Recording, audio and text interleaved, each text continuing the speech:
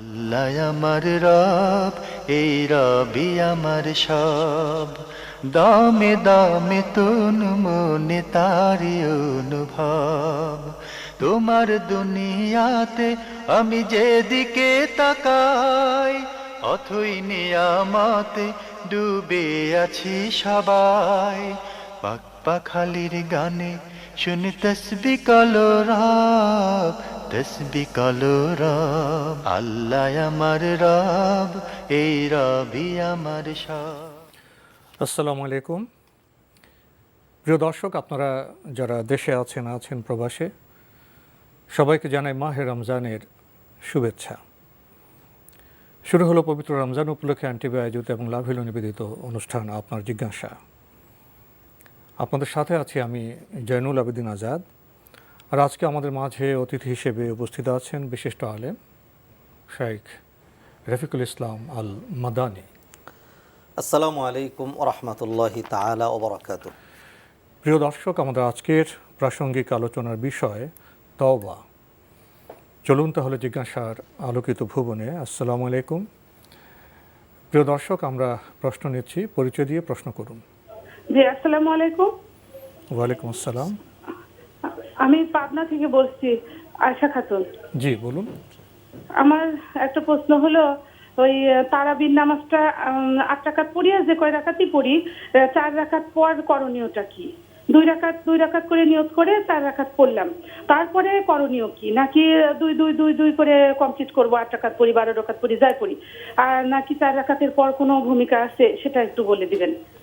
আর আরেকটা প্রশ্ন হলো, আমার ছেলে ছোটবেলায় আকিকা দিছিলাম, তখন তো আমরা কিছু জানতাম না, শুনতাম যে কোরবানির সাথে 2টা ভাগ দিলে ছেলেদের আকিকা হয়ে যায়। তো আমরা তো 2টা কোরবানির সাথে ভাগ দিছিলাম, দিয়ে আকিকা দিছিলাম। এখন শুনছি ওটা তো হয় না।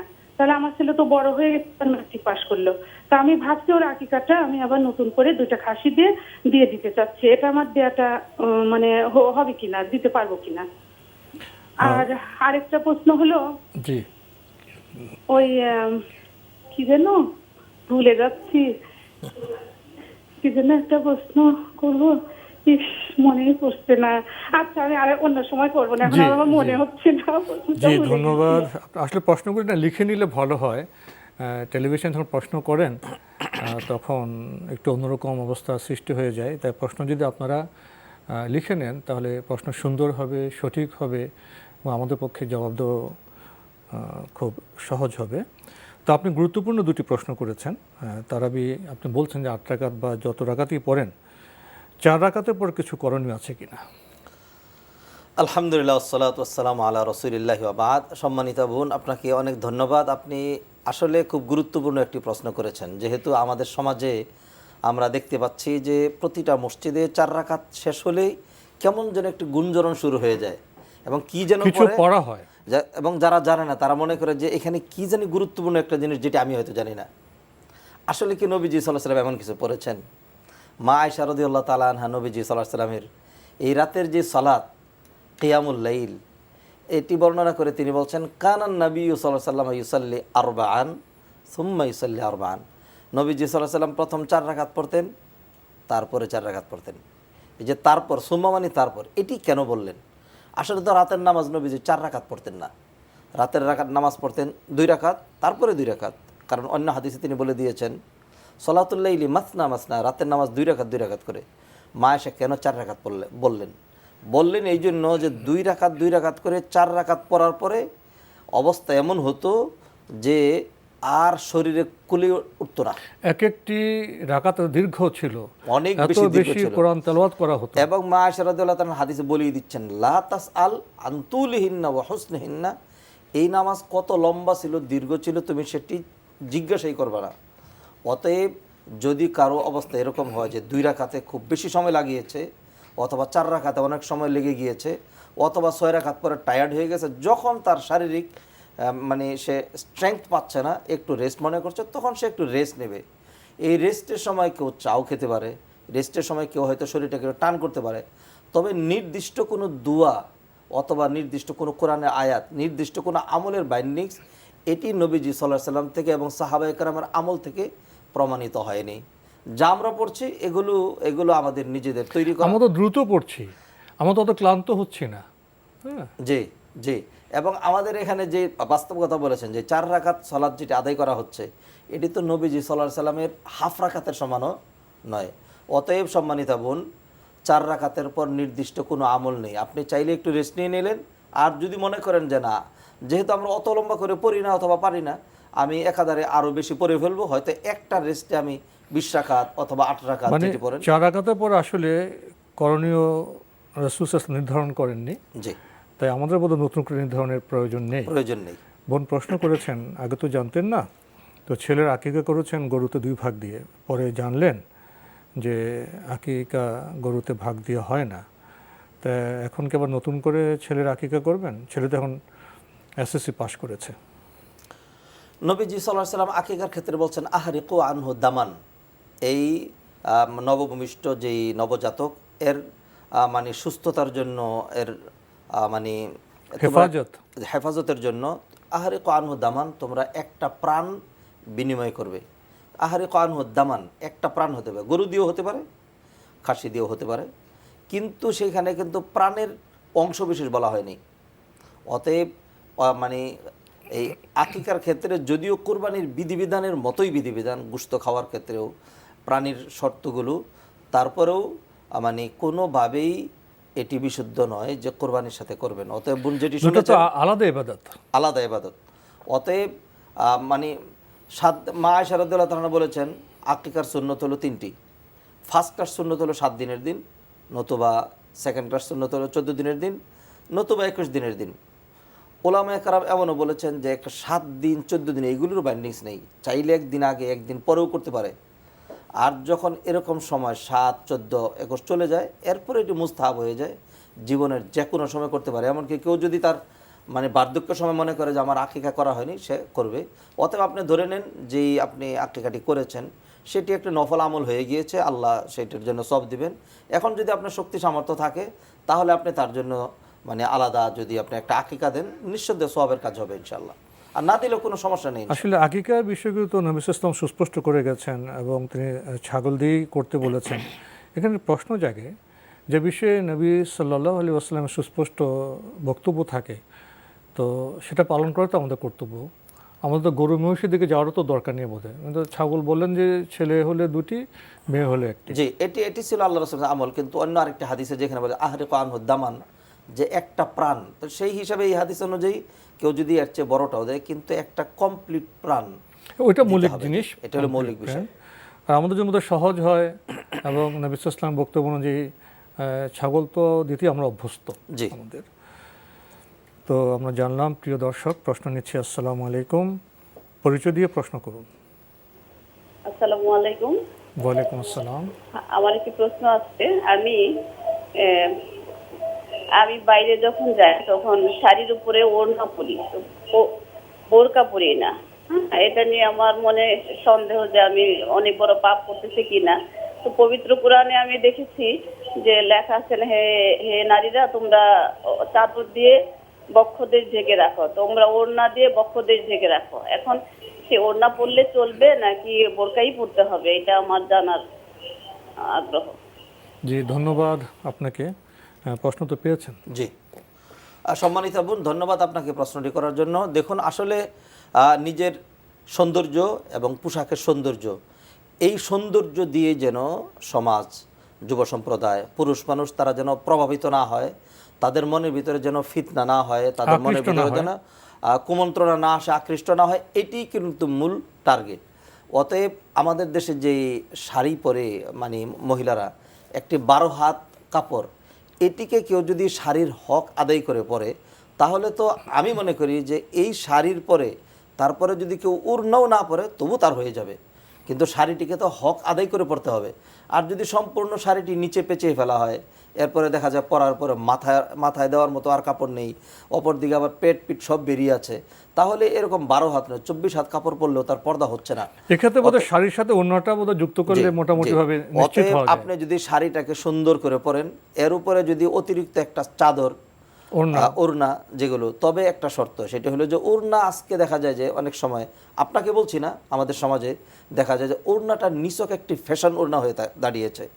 অতএব এই ফ্যাশনের বিষয় নয়, যদি সেটিতে আপনার হিজাবের বিষয় হতে হবে। শারীরের সৌন্দর্য, আপনার শরীরের সৌন্দর্য সব যদি ডেকে যায়, যেই কাজটি বোরকা দিয়ে করা হয়, যদি অন্য কাপড় দিয়ে এটা করে ফেলতে পারেন, বোরকা পরা শর্ত নয়। ডিজাইন কোনো শর্ত নয়। জি, আমরা জানলাম। প্রিয় দর্শক, প্রশ্ন নিচ্ছে। আসসালামু আলাইকুম, পরিচয় দিয়ে প্রশ্ন করুন। হ্যালো, আসসালামু আলাইকুম। ওয়ালাইকুম আসসালাম। জি, আমার দুটি প্রশ্ন আছে। জি, প্রথম প্রশ্ন হচ্ছে তারাবি নামাজ সম্পর্কে। জি, এশার নামাজের পর তারাবি নামাজ আমি অর্ধেক পড়লাম এবং বাকি অর্ধেক দেরির সময় ঘুম থেকে উঠে পড়লাম, তাতে কোনো সমস্যা হবে কিনা? আর দ্বিতীয় প্রশ্ন হচ্ছে, আমরা মোবাইল বা ল্যাপটপে যদি কোরআন শরীফ পড়ি, তাহলে এখানে কি আমরা একই রকম সওয়াব পাবো? আর এখানে ওযু করতে হবে কিনা? জি, ধন্যবাদ। ধন্যবাদ আপনাকে। আপনি খুব সুন্দর প্রশ্ন করেছেন। প্রথম প্রশ্ন, তারাবির অর্ধেক উনি এশার সাথে পড়লেন, বাকি অর্ধেক সেহরির সাথে পড়লেন, এভাবে পড়লে ঠিক হবে? আর সম্মানিত ভাই, দেখুন, মাহে রমাদানে একজন মানে মুসলিম যেই রাতের বেলা যেই সলাতটা আদায় করে থাকে, এর মূল নাম হলো কিয়ামুল লাইল। কিয়ামুল লাইল, ঘুমের আগে মানুষ যেই নামাজটি পড়ে আসার পরে যেই নামাজটি পড়ে ঘুমায়, এটিকে পরিভাষাগত দিক থেকে পরবর্তীতে সাহাবায়ে কেরাম রেস্ট নিতেন পরে, এই জন্য এটিকে নাম দেওয়া হয়েছে তারাবি। নতুবা নবীজি সাল্লাল্লাহু আলাইহি সাল্লাম কিন্তু তার নাম তারাবি দেননি, কিয়ামুল লাইল। নবীজি কিয়ামুল লাইল বলেছেন। সেটি রাতের শুরুতেও হতে পারে, শেষেও হতে পারে। তবে অনেকে বলেছেন শেষের যেটি, ঘুম থেকে ওঠার পরে শেষ রাতে যেটি পড়া হয়, এটি বেশি উত্তম। অতএব আপনি যে হাফ বলছেন, এখন হাফ পরে হাফ, এই তারাবির এরকম কিন্তু হাফ কিচ্ছু নেই। আপনি যা পারেন তারাবির, শুরু রাতে 8 রাকাত পড়েন, 12 রাকাত পড়েন, 10 রাকাত পড়েন, সালফে সালেহিন 36 রাকাত পর্যন্ত তারাবির নামাজ পড়েছেন, আপনি যতটুকুন পারলেন পড়েন। আর বাকিটা আপনি যখন ঘুম থেকে উঠে পড়ছেন, এইটিকে মূলত রমাদানেই হোক এবং রমাদানের বাহিরেই হোক, এর আলাদা আরেকটি পরিভাষা রয়েছে, সেটির নাম হলো তাহাজ্জুদ। কোরআনে আল্লাহ সুবহানাহু ওয়া তাআলা বলছেন, অমিনাল লাইলি ফাতাহাজ্জাদ বিহি নাফিলাতাল লাক।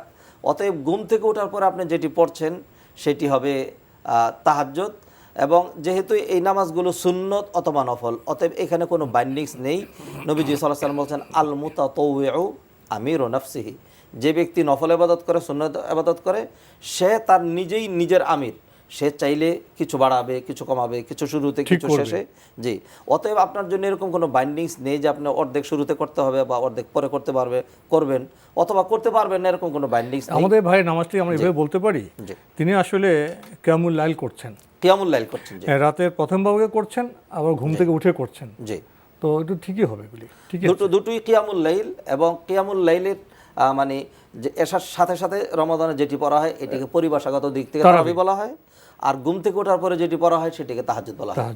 তবে ওনার কাজে তো কোনো ভুল নেই। জি না, কোনো ভুল নেই। তো ওনাকে ভাবতে হবে যে আমি রমজানে কিয়ামুল লাইল করছি, প্রথম দিকে আমি তারাবি পড়ছি, শেষের দিকে আমি তাহাজ্জুদ পড়ছি। আরেকটি প্রশ্ন করেছেন, মোবাইলে যদি কোরআন পড়েন একই রকম সওয়াব হবে? আবার সেক্ষেত্রে কি অজুর প্রয়োজন হবে? সম্মানিত ভাই, মূল বিষয়টি হলো আপনার কোরআন তেলাওয়াত হলো আপনি মুখ দিয়ে আওয়াজ করে যেটি পড়ছেন। এখন সেটি আপনি কোরআন শরীফ থেকে পড়ছেন, নাকি আপনি মানে মোবাইল থেকে পড়ছেন, নাকি আপনি না দেখে পড়ছেন, এটি কিন্তু মেন বিষয় না। মেন হলো আপনার তেলাওয়াতটা। অতএব মানে বিজ্ঞানের নতুন একটি উদ্ভাবন, যেটি আল্লাহর পক্ষ থেকে আমাদের জন্য একটি নিয়ামত, সেটি হলো মোবাইল। অতএব মোবাইলের সফটওয়্যারের মধ্যে আমরা সেখানে একটা অ্যাপসের মাধ্যমে কোরআন পেয়ে যাচ্ছি। এটা আমার জন্য খুব সহজ ব্যবস্থা। আজকে আমরা যেরকম কাগজের মধ্যে যে কোরআন পাচ্ছি, সাহাবায়ে কেরামের যুগে তো এই কোরআন এরকম ছিল না। তারা কষ্ট করে খেজুরের যে বাকল, গাছের যেই ছাল, এগুলিতে তারা লিখতেন, সেটাও কোরআন হিসেবে বিবেচিত হতো।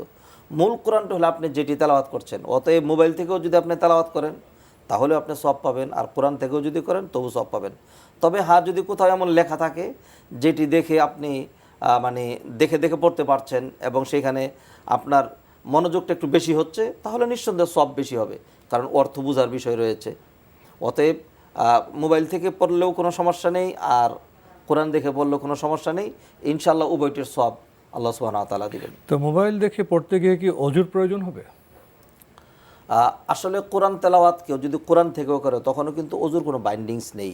তখন অজু করেনি, করলে তো ভালো জি, বোধ যে অজু করা তো এটা হলো আদব, অজু করা হলো শিষ্টাচার, অজু হলো উত্তম অভ্যাস।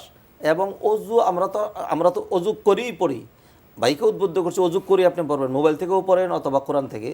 তবে মোবাইল যেহেতু একটি যন্ত্রের নাম, এটা যেহেতু মাসহাফ নয়, অতএব সকল ইখতিলাফের ঊর্ধ্বে আপনি অজু ছাড়াই এটা ধরতে পারবেন। কিন্তু যদি মুসহাফ বা যেটিকে কোরআনে কারিম বলা হয়, সেইটার ক্ষেত্রে আবার উলামায়ে কেরামের মাঝখানে দুই রকম মতামত রয়েছে, অজু ছাড়া ধরতে পারবে কিনা। অতএব পড়ার ক্ষেত্রে কিন্তু কোনো রকম বাইন্ডিংস নেই, আপনি মোবাইল থেকেও অজু ছাড়া পড়তে পারবেন, কোরআন থেকেও পড়তে পারবেন। শুধুমাত্র ইখতিলাফ হলো অজু ছাড়া কোরআনকে ধরতে পারবেন নাকি পারবেন না। তবে আমরা পরামর্শ দিচ্ছি, আমরা যেহেতু আল্লাহর কোরআন সম্মান করে আমরা অজু করেই ধরবো ইনশাআল্লাহ। আর তাফসীর হলে বোধহয় অজু করার প্রসঙ্গটা আসে না। হ্যাঁ, যেখানে কোরআনের লেখার পাশাপাশি অন্যান্য ব্যাখ্যা বিশ্লেষণ বেশি রয়েছে, তাফসীর আছে। সেখানে জি তাফসীর রয়েছে, সেখানে ধরার ক্ষেত্রে কোনো রকম নিষেধাজ্ঞা নেই। প্রিয় দর্শক, আমরা খুবই গুরুত্বপূর্ণ বিষয়ে অবগত হলাম। প্রশ্ন নিচ্ছি। আসসালামু আলাইকুম, পরিচয় দিয়ে প্রশ্ন করুন। হ্যালো, আসসালামু আলাইকুম। আমি ওয়ালাইকুম বনানী আসসালাম। থেকে নাজমুল বলতেছি। জি ভাইয়া বলুন। আচ্ছা, আমার জাকাত নিয়ে একটা প্রশ্ন ছিল। আমার বন্ধুকে আমি 5-6 বছর আগে প্রায় 6-7 লাখ টাকা ধার দিয়েছিলাম। এখন হয়তোবা আমি টাকাটা ফেরত পাবো, কিন্তু এখনো ফেরত দিচ্ছে না। আশা করি ফেরত পাবো। এখন ওই টাকাটার কি আমাকে জাকাত দিতে হবে কিনা?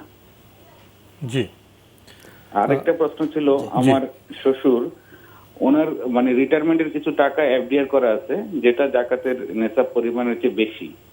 তো ওইখান থেকে উনি একটা লভ্যাংশ, মানে একটা ইসলামিক ব্যাংকিং এ রাখা লভ্যাংশ দিয়ে ওনার খরচটা চলে।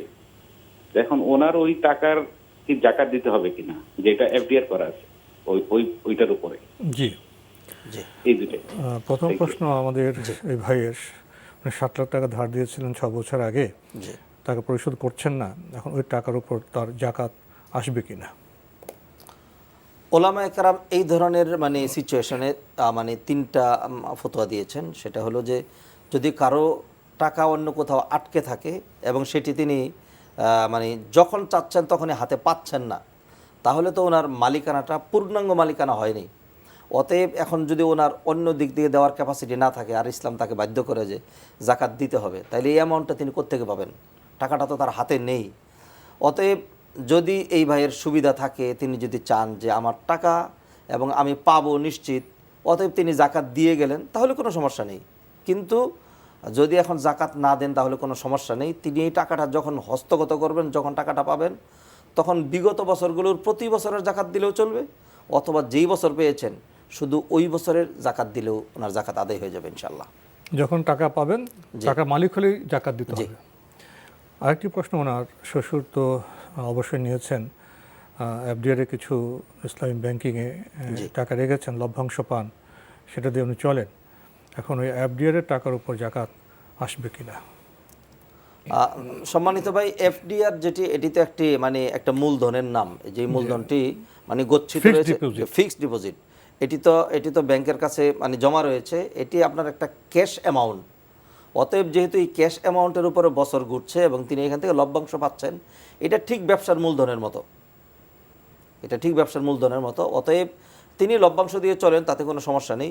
তারপরেও যেই টাকাটা জমা রয়েছে, এটি যদি নেশাব পরিমাণ হয়ে থাকে, নেশাব পরিমাণ অর্থাৎ স্বর্ণের নেশাবে ধরলে 3.5 লাখ টাকার মতো হয়, যদি এই পরিমাণ তার চেয়ে বেশি হয়ে থাকে তাহলে তাকে জাকাত দিতে হবে। রৌপ্যের নেশাব ধরলে তো আরো কম হয়ে যায়। রৌপ্যের নেশাব ধরলে তো 1 লাখ টাকার চেয়েও কম হয়, অনেক কম হয়ে যায়। আমাদের আজকের প্রাসঙ্গিক আলোচনার বিষয় তওবা।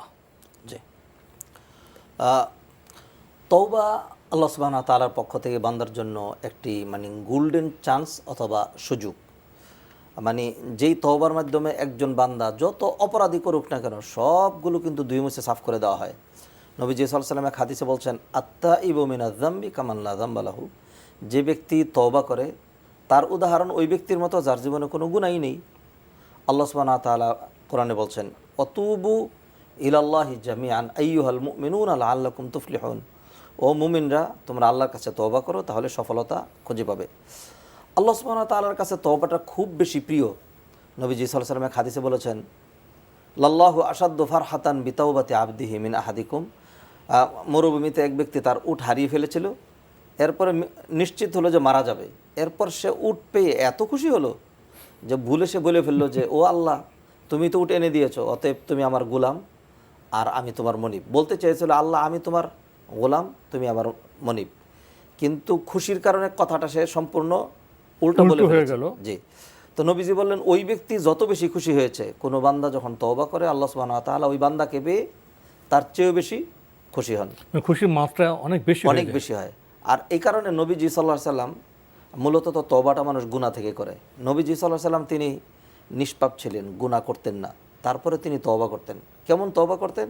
হাদিসে তিনি বলছেন আইয়ুহান নাস তুবু ইলাল্লাহি ওয়াস্তাগফিরু, ও বিশ্ব মানবতা, আল্লাহর কাছে তোমরা তওবা করো, ক্ষমা চাও। ফাইন্নি আতুবু ইলাইহি ফিল ইয়াউমি মিয়াতা মাররা, আমি দিনে একদিনে আমি 100 বার পর্যন্ত তওবা করি। অতএব আমাদের উচিত, আমরা যেহেতু সদা সর্বদাই নিয়তই দিবানিশি পাপের মধ্যেই তো আমরা থাকি, আমরা সবসময় পাপ হচ্ছে, অতএব আমাদের উচিত বেশি বেশি তওবা করা। আর তওবার জন্য কিছু শর্ত রয়েছে, সেগুলো আমাদের জানতে হবে। আমরা অনেক সময় মানে কোনো কাজের জন্য অনুশোচনা বোধ করে আমরা এরকম বলে তওবা তওবা মুখের মধ্যে এরকম করি, এটা কিন্তু তওবা নয়। অথবা অনেক সময় অনেকে কোনো হুজুর আলেমকে ডেকে নিয়ে আসেন যে একটু তওবা পড়িয়ে দেন, তখন তওবা পড়ায় আস্তাগফিরুল্লাহ রব্বি। তওবা কিন্তু পড়ার বিষয় নয়, তওবা হলো করার বিষয়।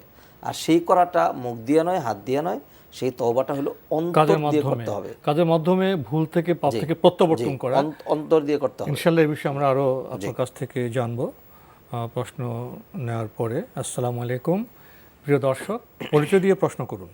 আসসালামু আলাইকুম। ওয়ালাইকুম আসসালাম। জি, আমি ক্ষমা করবেন, আমি আমার নামটা বলতে চাচ্ছি না। যা ঠিক আছে, আচ্ছা, ঠিক আমার আছে। জাকাত সম্বন্ধে দুইটা প্রশ্ন আছে। জি। প্রথম প্রশ্ন হলো যে আমার বিবির নেশাব পরিমাণ স্বর্ণ আছে জাকাতের।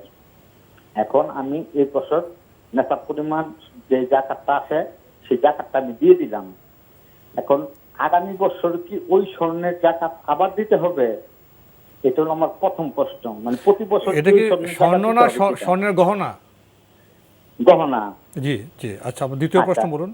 দ্বিতীয় প্রশ্ন হলো, আমার কাছে নেশাব পরিমাণ টাকা আছে জাকাত দেওয়ার, কিন্তু সেটা 1 বছর হতে আরো 2-3 মাসের মতো সময় লাগবে। এখন আমি কি এই রমজান মোবারকে সেই জাকাতটা দিয়ে দিতে পারবো? জি আরেকটা প্রশ্ন আছে, যদি দয়া করে। জি, বলুন বলুন। আমার মেয়ের 2 বছর ধরে বিয়ে হয়েছে, অনেক ডাক্তার দেখাইছি, টেস্ট করছি, কিন্তু কোনো মানে প্রবলেম নাই। ওর হাজবেন্ডেরও না, ওরও না। এখন এমন কি কোনো আল্লাহ দরবারে কোনো ফরিয়াদ আছে যে ফরিয়াদে আমার মেয়ের একটা বাচ্চা হবে?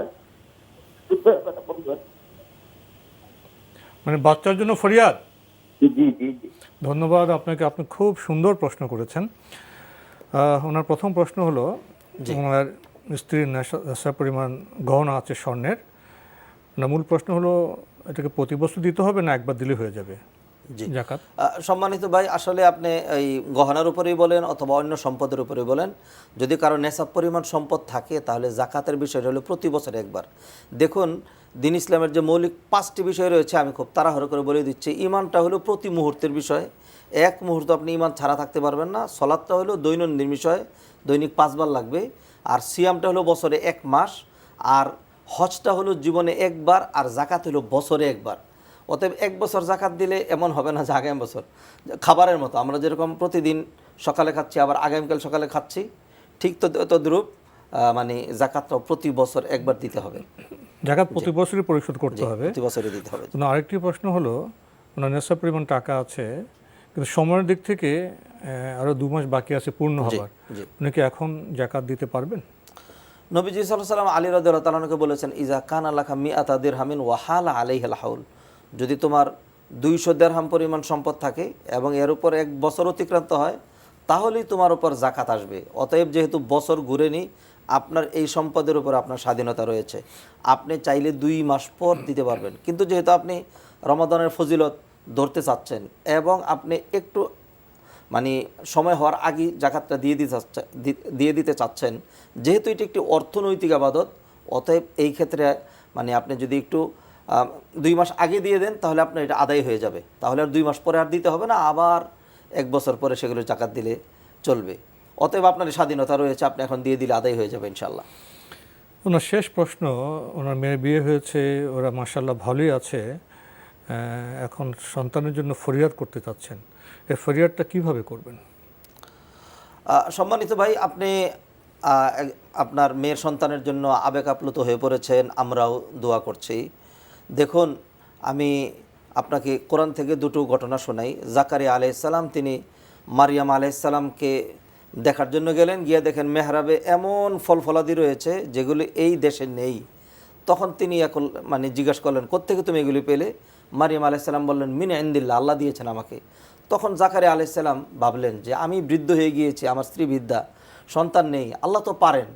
তখন হুনালিকা দা জাকারিয়া রব্বা, জাকারিয়া আলাইহিসসালাম আল্লাহর কাছে দোয়া করলেন। এরপর আল্লাহ সুবহানাহু ওয়া তাআলা সাথে সাথে শুভ সংবাদ দিলেন যে আমি তোমাকে একটা ছেলে সন্তান দিচ্ছি এবং আধুনিক একটা নাম দিয়ে দিচ্ছি, যেই নাম লামনা জাআল্লাহু মিন ক্বাবলু সামিয়া ইসমুহু ইয়াহইয়া, তার নাম হবে ইয়াহইয়া, এবং এর আগে এই নাম রাখা হয়নি। জাকারিয়া আলাইহিস সালাম ঠিক ইব্রাহিম আলাইহিস সালামকে আল্লাহ সুবহানাহু ওয়া তাআলা ৯৬ বছর বয়সের সময় সন্তান দিয়েছেন। আমি চিনি, আমাদের জানা এরকম অনেক ফ্যামিলি রয়েছে যাদের সন্তান হয়েছে ১২ বছর ১৪ বছর পরে। এমন এক ফ্যামিলিকে খুব ভালো করে আমি চিনি, ২৪ বছর পরে তাদের সন্তান হয়েছে। অতএব আপনি নিরাশ হওয়ার কিচ্ছু নেই। কোরআনে জাকারিয়া আলাইহিস সালাম দোয়া করেছেন, রব্বি লা তাযারনি ফারদান ওয়া আনতা খায়রুল ওয়ারিসিন, রব্বানা হাব লানা মিন আজওয়াজিনা ওয়া যুররিয়াতিনা কুররাতা আয়ুন ওয়াজআলনা লিল মুত্তাকিনা ইমামা, রব্বি হাবলি মিন লাদুনকা যুররিয়াতান তাইয়্যিবা। আমি যে দোয়াগুলো বললাম এই দোয়াগুলো করবেন, অথবা বাংলা ভাষায় আল্লাহ নেককার সন্তান দেন, বারবার দোয়া করতে থাকবেন, ইনশাআল্লাহ আল্লাহ সুবহানাহু ওয়া তাআলা। আরবি ভাষার জন্য জানা না থাকে জেনে নেবেন, অথবা মাতৃভাষায় উনি আল্লাহর কাছে ফরিয়াদ করতে পারেন নিজের মতো করে। জি, আমরা জানলাম। প্রিয় দর্শক, প্রশ্ন নিচ্ছি। আসসালামু আলাইকুম, পরিচয় দিয়ে প্রশ্ন করুন। হুজুর, আমি মমিনুল হক বলছি। হুজুর, আমি বলছিলাম, এক ব্যক্তি জোর করে একজন আলেমের জায়গা দখল করেছে, সেই আলেম এখন খুব কষ্টে আছে। এখন এই জুলুমবাজ ব্যক্তি যদি রোজা রাখে, সেই রোজা কি আল্লাহর কাছে কবুল হবে? এটা হচ্ছে ১ নম্বর প্রশ্ন। দ্বিতীয় প্রশ্ন, জাকাত সম্পর্কে বলবো। এক ব্যক্তির ১০ লক্ষ টাকা আছে, খুব সে ধনী ব্যক্তি, ১০ লক্ষ টাকা জমিয়েছে। এখন ১০ মাসের মাথায়, ১১ মাসের মাথায় সে শৌখিন অবস্থায় একটা গাড়ি কিনে বসলো বিনা প্রয়োজনে। এই ব্যক্তির জাকাত কি ক্ষমা হয়ে যাবে? এটাই প্রশ্ন। ধন্যবাদ। ধন্যবাদ আপনাকে। প্রথম প্রশ্ন, জি, একজন জোর করে একজনের জায়গা দখল করলো, তিনি আবার রোজাও রাখেন, তার রোজা কি কবুল হবে? সম্মানিত ভাই, দুই বিষয়। জুলুম তো এমন এক অপরাধ যে এটি কোনো মানুষ যদি শাহাদত বরণ করে, আরেকজনের অধিকার হরণ করে, শহীদও হয়ে যায়, আল্লাহর রাস্তায় জানও দিয়ে দেয়, তবু কিন্তু অন্যের যে হক সেটি আল্লাহ সুবহানাহু ওয়া তাআলা মাফ করবেন না। এবং নবীজি সাল্লাল্লাহু আলাইহি ওয়াসাল্লাম হাদিসে বলেছেন, ইত্তাকি দাওয়াতাল মাজলুম ফাইন্নাহু লাইসা বাইনাহা ওয়া বাইনাল্লাহি হিজাব। মাজলুমের যে আর্তনাদ, তুমি তা থেকে নিজেকে হেফাজত করো, কারণ মজলুমের আর্তনাদ সরাসরি আল্লাহর আরশে গিয়ে নক করে। অতএব জুলুমটা নিঃসন্দেহে বড় অপরাধ এবং এটির জন্য কিয়ামতের দিন দাঁড়াতে হবে। নবীজি সাল্লাল্লাহু আলাইহি ওয়াসাল্লাম এক হাদিসে বলেছেন সাহাবায়ে কেরামকে যে অসহায় ভিক্ষুক কাঙ্গাল তোমরা কাকে বলে চিনো কি? সাহাবায়ে কেরাম বললেন, যার দিনার দিরহাম নেই। নবীজি সাল্লাল্লাহু আলাইহি ওয়াসাল্লাম বললেন যে না, আখিরাতের ভিক্ষুক কাঙ্গালের কথা বলেছি। তখন সাহাবায়ে কেরাম বললেন যে আল্লাহ এবং আল্লাহ রাসূল ভালো জানেন। তখন নবীজি সাল্লাল্লাহু আলাইহি ওয়াসাল্লাম বললেন যে অনেক সব নিয়ে হাজির হবে, কিন্তু পরবর্তীতে দেখা যাবে যে পাওনাদাররা এসে বলবে যে সে তো আমাকে গালি দিয়েছিল, সে তো আমার মাল হরণ করেছিল।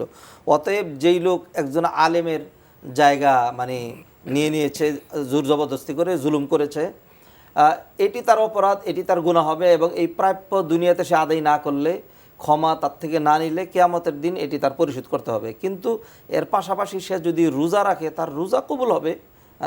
তবে প্লাস মাইনাসে কতটুকু কুলাবে সেটি হলো বিষয়। জুলুম করলে গুনাহ, জি, রোজা রাখলে সওয়াব। জি। উনি আরেকটি প্রশ্ন করেছেন, এক ব্যক্তির ১০ লক্ষ টাকা আছে, জি, তো ১ বছর পূর্ণ হলে তো জাকাত হবে, জি, কিন্তু ১১ মাসের সময় তিনি গাড়ি কিনে ফেললেন, জি। তো এখন জাকাত হচ্ছে না, তার এই কাজটি কেমন হলো? সম্মানিত ভাই, আসলে এখানে বিষয়টি হলো এরকম যে ইন্নামাল আমালু বিন্নিয়াত, এটা আমলটা নিয়তের উপর নির্ভরশীল। এখন একজন মানুষের স্বাধীনতা রয়েছে যে তিনি একটি গাড়ি কিনতে পারেন। এখন যে কোনো সময় সুবিধা অনুযায়ী তিনি গাড়িটা কিনতে পারেন। কিন্তু যদি এমন হয় যে জাকাত থেকে বাঁচার জন্য তিনি টাকাটা কাজে লাগিয়ে ফেলেছেন, মূলত তার গাড়ির প্রয়োজন নেই, যদি এমন হয়ে থাকে তাহলে নিয়তের বিষয়টি। আর যদি এমন হয় যে না, স্বাভাবিক প্রয়োজনে তিনি গাড়িটা কিনেছেন, টাকাটা 1 বছর হওয়ার আগে, তো আল্লাহ সুবহানাহু ওয়া তাআলা তো তাকে এই সুযোগটা দিয়েছেন। কারণ নবীজি সাল্লাল্লাহু আলাইহি ওয়াসাল্লাম হাদিসে বলেছেন ওয়াহাল আলাইহাল হাউলু, যতক্ষণ ওই মালের উপর বছর না ঘুরবে, বছর ঘুরলে জাকাত দিতে হবে। অতএব যেহেতু বছর ঘুরেনি, তার উপর জাকাত ফরজ হয়নি। আর এই টাকাটা যেহেতু টাকা থাকেনি, এটি বাড়িতে, গাড়িতে অথবা আসবাবপত্রে মানে ব্যয় হয়ে গিয়েছে, তখন তার সেটার উপর জাকাত আসবে না। জাস্ট এখানে নিয়তের বিষয়। তিনি নিয়তটা আসল, যে নিয়ত, কারণ হাদিসে আছে তো যাবতীয় কার্যে ভালো মন্দ নিয়ত বা উদ্দেশ্য দ্বারা বিচার। জি, এখানে ভাই নিয়তের বিষয়টি সবচেয়ে গুরুত্বপূর্ণ আমরা জানলাম। প্রশ্ন নিচ্ছি। আসসালামু আলাইকুম, পরিচয় দিয়ে প্রশ্ন করুন। হ্যালো, আসসালামু আলাইকুম। ওয়ালাইকুম আসসালাম। আমি বসুন্ধরা থেকে বলছি। জি, আমার মেয়ের ব্যাপারে একটু কথা বলবো হুজুর। জি বলুন। আমার মেয়ের 24 বছর বয়স চলতেছে, কিন্তু কোনো বিয়ের সম্বন্ধ আসছে না। এটা নিয়ে একটু কথা বলতে চাচ্ছিলাম যে এটার জন্য আমি কি করতে পারি। আল্লাহর কাছে আমি নামাজ পড়ে ফরিয়াদ করতেছি, বলতেছি যে যাতে ভালো মানুষ একটু হয়, আল্লাহ যাতে সেই করেন, কিন্তু একটু যদি পরামর্শ দিতেন এটার ব্যাপারে। ধন্যবাদ আপনাকে, প্রশ্নটা পেয়েছেন। জি, সম্মানিত বোন, আমাদের যাবতীয় প্রয়োজন যা দরকার সব কিছু আমরা আল্লাহর কাছে তুলে ধরবো। নবী মোহাম্মদ রাসূলুল্লাহ সাল্লাল্লাহু আলাইহি সাল্লাম সাহাবায়ে কেরামকে ক্ষুদ্রাতি ক্ষুদ্র বিষয়ে আল্লাহর কাছে আপিল করার মানে নিয়ম শিখিয়েছেন। অতএব আপনার মেয়ের বিয়ের প্রয়োজন, এটি আপনি এবং আপনার মেয়ে আল্লাহর কাছে বলতে হবে, আল্লাহর কাছে দোয়া করতে হবে। মনে রাখতে হবে, দোয়ার চেয়ে বড় হাতিয়ার একজন মুমিনের আর কিছুই নেই। এবং নবীজি সাল্লাল্লাহু আলাইহি সাল্লাম এমন অত বলে দিয়েছেন এক হাদিসের মধ্যে, লা ইয়ারুদ্দুল কদরা ইল্লা দুআউ। ভাগ্য তো কোনোভাবেই চেঞ্জ হয় না, ভাগ্যকে যদি চেঞ্জ করা যায় তাহলে শুধুমাত্র দুয়ার মাধ্যমেই চেঞ্জ করা যায়। অন্য কোরআনে আল্লাহ সুবহানাহু ওয়া তাআলা বলেন, আম্মাই ইউজিবুল মুত্তাররা ইযা দা। একজন অপারগ ব্যক্তি, একজন অসহায় ব্যক্তি যখন ডাক দেয়, তখন তার ডাকে আল্লাহ ছাড়া কে সাড়া দেয়? ইলাহুম্মা আল্লাহ, আল্লাহর সাথে অন্য কোনো ইলাহ কি আছে? অতএব আমাদের যেহেতু আর কোনো ইলাহ নেই, আমরা যেই ডাকটা অন্তর থেকে আল্লাহকে দেব, আল্লাহকে আমরা বলবো, আল্লাহ সুবহানাহু ওয়া তাআলা শুনবেন। তবে হ্যাঁ, আমরা তাড়াহুড়া করে যেন না করি, দোয়া করতে থাকবো, বুক ভরা আশা রাখবো, সবর করব। হইতে পারে আল্লাহ সুবহানাহু ওয়া তাআলা তার জন্য বেটার মানে ফয়সালা রাখবেন, ফয়সালা করেছেন। 2 দিন পরেও হতে পারে আল্লাহ সুবহানাহু ওয়া তাআলা একটু অনেকের জন্য বিলম্বেও মঞ্জুর করতে পারেন। অতএব নিরাশ হওয়ার কিছু নেই। আপনি তো মূল বিষয়টি বলেছেন যে দোয়া করতে হবে। অনেক সময় দেখা যায় আমরা অনেকে দোয়া করছি, কিন্তু বিয়ে তো একটি বাস্তব বিষয়। বিয়ের জন্য যে কিছু ব্যবস্থাপনা আছে, কিছু হরকত তৎপরতা আছে, সে বাস্তবসম্মত তৎপরতা করতে হবে। আরেকটি বিষয় হলো, যখন বিয়ে আমরা ছেলের জন্য বউ চাই, পৃথিবীর সেরা বউটা চাই। আর যখন মেয়ের জন্য আমরা স্বামী চাই, সেরা স্বামীটা চাই। অনেক সময় আমরা ভারসাম্যপূর্ণ দৃষ্টিভঙ্গিও ধারণ করি না। তো দোয়ার সাথে তো বোধহয় একটি বাস্তব পদক্ষেপ নেওয়া, তৎপরতা চালানো এবং ভারসাম্যপূর্ণ দৃষ্টিভঙ্গি, দুটোও বোধহয় বিষয় থাকতে পারে। এখানে আরেকটি বিষয় আমি সংযোজন করতে চাই, সেটি হলো যে পাশাপাশি একটু দিনদারি বাড়াতে হবে। মেয়েকে দিনদার বানান, তাহলে দেখবেন আল্লাহ সুবহানাহু ওয়া তাআলা দিনদার ছেলেদেরকে সেদিকে মানে করে দেবেন আর কি। আবার অনেক সময় আমাদের সমাজে হয় যে দিনদার ছেলেরা যখন আসে তখন এটিকে রিফিউজ করা হয়। নবীজি সাল্লাল্লাহু আলাইহি ওয়াসাল্লাম কিন্তু হাদিসের মধ্যে ধমকি দিয়েছেন যে ইযা খাতাবাকুম মান তারদাউনা দীনাহু ফাযাওবিজু। যদি দিনদার কেউ প্রস্তাব নিয়ে আসে তাহলে তার কাছে বিবাহ দিবে, নতুবা কিন্তু ফিতনা ফাসাদ হবে। বিয়ের ক্ষেত্রে তো আমাদের একটা দৃষ্টিভঙ্গি থাকবে, দিনদার, চরিত্রবান, শিক্ষিত, সম্পদ, তারপর সৌন্দর্য। আমরা উল্টো করে ফেলেছি, দিনদারিকে লাস্টে নিয়ে গেছি, সম্পদ এবং বৈষয়িক বিষয়কে আগে নিয়ে এসেছি। এটা বোধহয় একটা ভুল দৃষ্টিভঙ্গি। প্রশ্ন নিচ্ছি। আসসালামু আলাইকুম, পরিচয় দিয়ে প্রশ্ন করুন। ওয়ালাইকুম আসসালাম। আসসালামু আলাইকুম। জি আসসালাম। জি, আমি অনেকদিন ধরে চেষ্টা করতেছিলাম, পাচ্ছিলাম না। আলহামদুলিল্লাহ। জি, 4 দিন ধরে চেষ্টা করতেছিলাম। আজকে তো পেলেন, ধন্যবাদ। প্রশ্ন করুন। জি, আমার একটু প্রশ্ন ছিল। প্রথম প্রশ্ন হচ্ছে যে আমার আম্মা মারা গেছেন 3 বছর হয়েছে। তো আমি একটা কোরআন পড়া শুরু করছিলাম, তো পরে ওটা আমার 7 পারার বেশি হয় নাই। সেটা এসে আমি রমজানে পড়তেছি, যার ফলে আমি রমজানে আর কোরআন শরীফ শুরু করতে পারি না। তা আমি কি ওটা রেখে দিয়ে রমজানের জন্য খতম শুরু করতে পারবো? জি। আর আমার দ্বিতীয় প্রশ্ন হলো, আমার আম্মা জীবিত থাকতে আমি আমার ভাইয়াকে 2 ভাগ জায়গার আমার আম্মারই জায়গা, যে আব্বার নয়। আব্বারটা কোনো এক কারণে ভাইয়ের জন্য আগেই বিক্রি করে ফেলেছিলেন। জি, তো আর আম্মারটা আমাকে মানে 1 ভাগ, ভাইয়াকে 2 ভাগ, যেটাই বলে আর কি, 2 গন্ডা আর 1 গন্ডা। শুধু হচ্ছে আমাকে সামনের দিকে দেওয়া হয়েছে, ভাইয়াকে পিছন দিয়ে। তাতে কি আমার আম্মার কোনো পাপ হবে? ধন্যবাদ আপনাকে। জি, অনেক সুন্দর প্রশ্ন আপনি করেছেন। আপনার মা ইন্তেকাল করেছেন, আপনি আগে 7 পারা পড়েছেন, রমজানে এসে সেটা কন্টিনিউ করছেন। এখন আবার প্রশ্ন করছেন যে রমজানে কি আবার নতুন করে কোরআন প্রথম থেকে শুরু করবেন? সম্মানিত বোন, আসলে কোরআন তেলাওয়াত এগুলো মানে নবীজি সাল্লাল্লাহু আলাইহি ওয়াসাল্লাম কোরআন তেলাওয়াতের প্রতি উদ্বুদ্ধ করেছেন, কোরআন তেলাওয়াত আপনি করবেন। এর জন্য কোনো রকম এরকম বাইন্ডিংস নেই যে রমজান আসলে রমজানের শুরু থেকে শেষ পর্যন্ত একটা খতম করতে হবে। আপনি যেহেতু আগে 7 পারা পড়েছেন, আপনি এখন চাইলে তারপর থেকেও কন্টিনিউ করতে পারেন। আর যদি মনে করেন যে আপনি কিছু সূরা ধরে মুখস্থ করবেন, 2-1টি আয়াত পরে অর্থসহ বুঝবেন, সেই স্বাধীনতা আপনার রয়েছে। বরং এইভাবে তেলাওয়াত করা বেশি উত্তম, যে আপনি 2-1টা আয়াতের অনুবাদ সহ বুঝলেন। এতে আপনার হরফের সব কম হচ্ছে, কিন্তু আপনি মানে সোয়াবের কোয়ালিটিটা আপনার অনেক বড় হচ্ছে। অতএব আপনার কোনো বাইন্ডিংস নেই, আপনি আগের তেলাওয়াতকেও কন্টিনিউ করে কোরআন খতম করতে পারেন। এরপর আবার নতুন করে যখন পারেন, শুধু রমাদানে আমরা কেন কোরআন ধরব? অনেকের মধ্যে এরকম একটা টেন্ডেন্সি চলে এসছে আমাদের মধ্যে, যে রমজান আসলে আমরা কোরআন পড়ি, একবার কোরআন খতম করি, এরপরে সারা বছর আর পড়ি না। কোরআন কিন্তু শুধু রমাদানের জন্য নয়, রমাদানে কোরআন নাজিল হয়েছে, এই কোরআনের কারণেই রমাদানের মর্যাদা। অতএব আমরা যদি মর্যাদা পেতে চাই, তাহলে রমাদান এবং রমাদানের বাহিরে সব সময় আমাদের সে কোরআন তেলাওয়াত করা লাগবে। অতএব আপনার আগের তেলাওয়াতের সাথে মানে বর্তমানে তারপর থেকে পড়া অথবা শুরু থেকে পড়া, এর সাথে কোনো রকম দ্বন্দ্ব কিচ্ছু নেই। আমরা জানলাম, প্রিয় দর্শক, আপনি আরেকটি প্রশ্ন করেছেন। আপনার আম্মা জীবিত অবস্থায় ভাইয়াকে তার সম্পদে 2 ভাগ দিয়েছেন এবং আপনাকে দিয়েছেন 1 ভাগ, কিন্তু আপনাকে দিয়েছেন সামনের দিকে। তো এতে কি মায়ের কোনো পাপ হবে? আসলে সামনে এবং পিছনে এটা বিষয়টি কিন্তু আপেক্ষিক। কারণ হলো, যদি কোনো জায়গায় এমন হয় যেখানে জায়গার ভ্যালু একই রকম, ধরুন যেখানে মানে ধান করা হয় এমন ক্ষেত, সামনের দিকে হোক অথবা পিছনের দিকে হোক একই ভ্যালু। কিন্তু যদি শহরের এলাকায় যেখানে রাস্তা রয়েছে, বসতবাড়ি হয়, সেখানে রাস্তার সাথের যেই জায়গাটা সেটা কিন্তু বেশি দাম হয়, পিছনেরটার দাম একটু কম হয়। কোরআনে আল্লাহ সুবহানাহু ওয়া তাআলা আমাদেরকে মূলনীতি দিয়েছেন, ইউসিকুমুল্লাহু ফি আওলাদিকুম লিযযাকারি মিসলু হাযযিল উনসায়াইন, যে মেয়েদের চেয়ে ছেলেরা পাবে ডাবল পিতামাতার সম্পত্তি। সেই বাদ তো ঠিক রয়েছে, তবে সেই ক্ষেত্রে বাঘের সময় এটিও খেয়াল করা দরকার ছিল যে ভ্যালুতে যেন এমন না হয় যে যে হাফ পেল সে পেল 10 লাখ টাকার মানে সম্পত্তি, আর যে ডাবল পেল তার সম্পত্তি হলো 10 লাখের কম অথবা 10 লাখের কিছু বেশি, এমন যেন না হয়।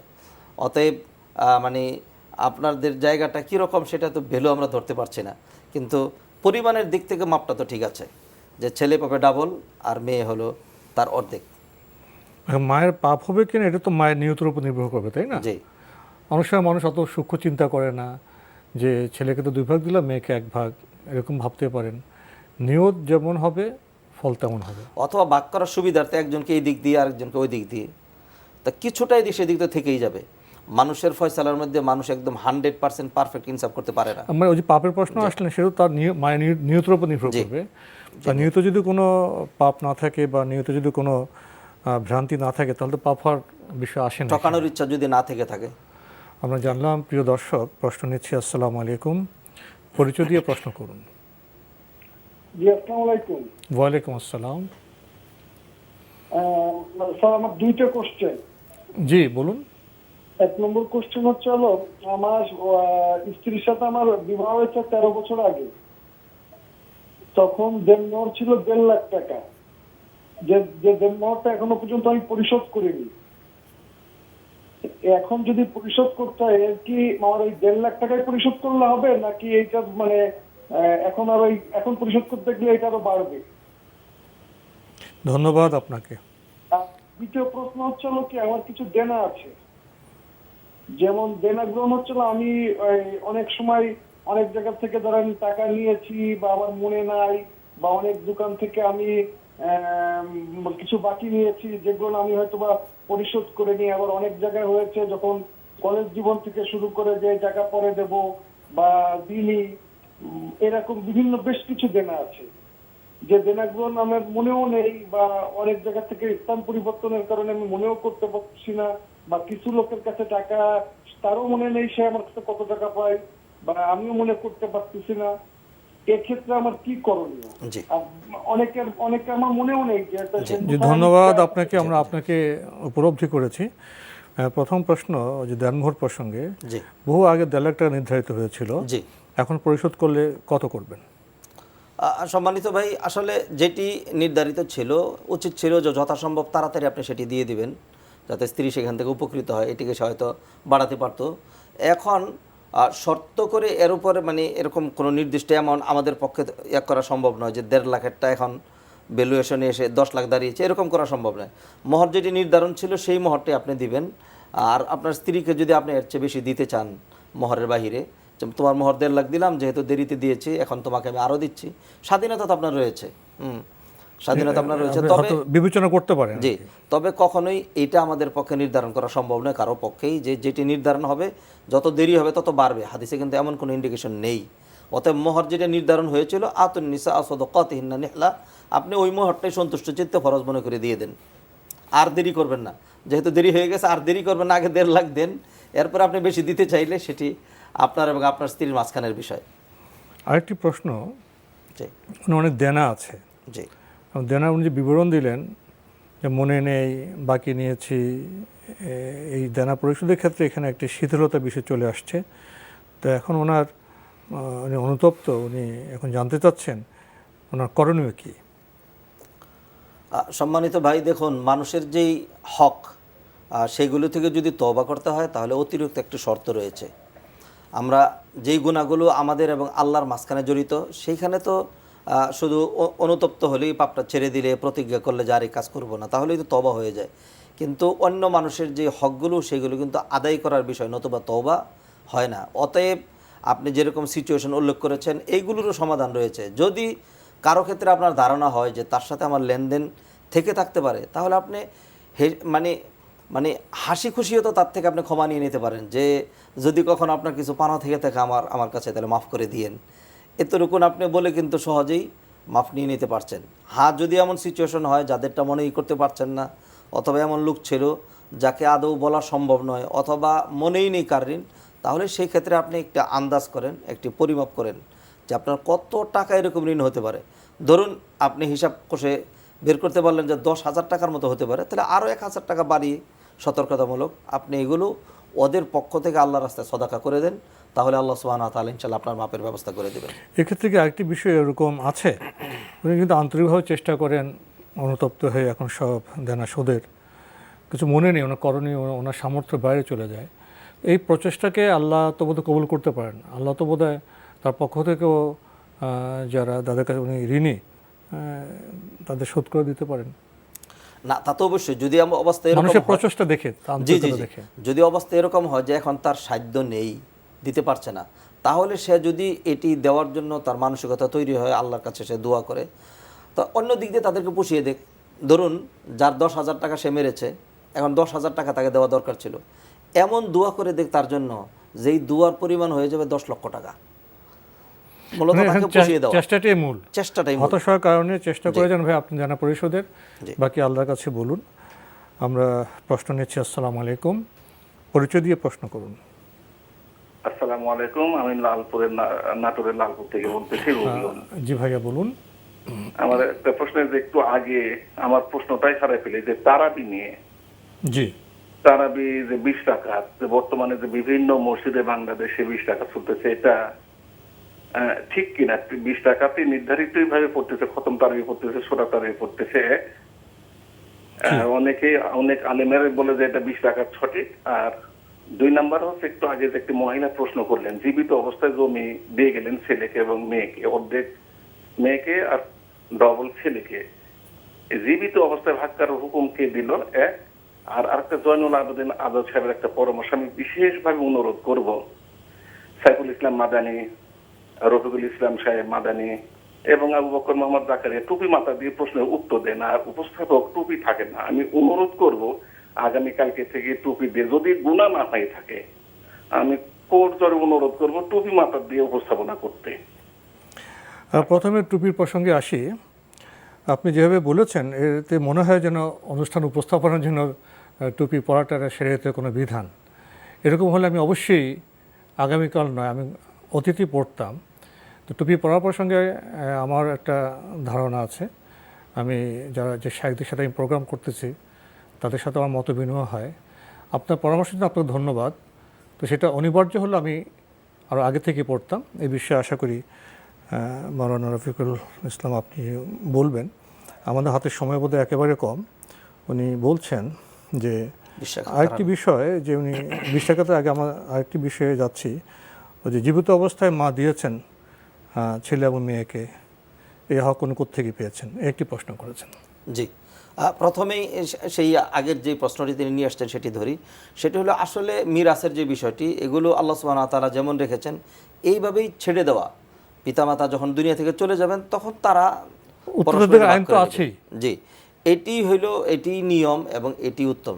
তবে যেহেতু তিনি বলেছেন তার মা এরকম বাক করে দিয়ে গিয়েছেন, সেই ক্ষেত্রে বলেছি যে সন্তান যেহেতু ছেলে ডাবল পাবে, মেয়ে আমাদের হাতে সময় একবার, তা উচিত ছিল এটা না করা। মৃত্যু পরে নির্ধারিত হবে, এটাই উনি সঙ্গতভাবে দৃষ্টি আকর্ষণ করেছেন। আর আমাদের সময় আছে আর অর্ধ মিনিট। 20 টাকা নির্ধারিত কি হবে? 20 টাকার যে তারাবির কথা বলেছেন, এটা একটা নিয়মের জন্য, মানে বিভিন্ন জায়গায় যে এই সিস্টেমে পড়া হয়, নতুবা রাতের নামাজের ক্ষেত্রে একান্ত বাইন্ডিংস কোনো নিয়ম নেই। সেখানে 8 টাকাত নবীজি পড়েছেন, সাহাবায়ে কেরাম 20 টাকাতও পড়েছেন, অপর রেওয়ায়াতে 8 টাকাতের কথাও রয়েছে, ইমাম মালিক 36 টাকাত পড়েছেন।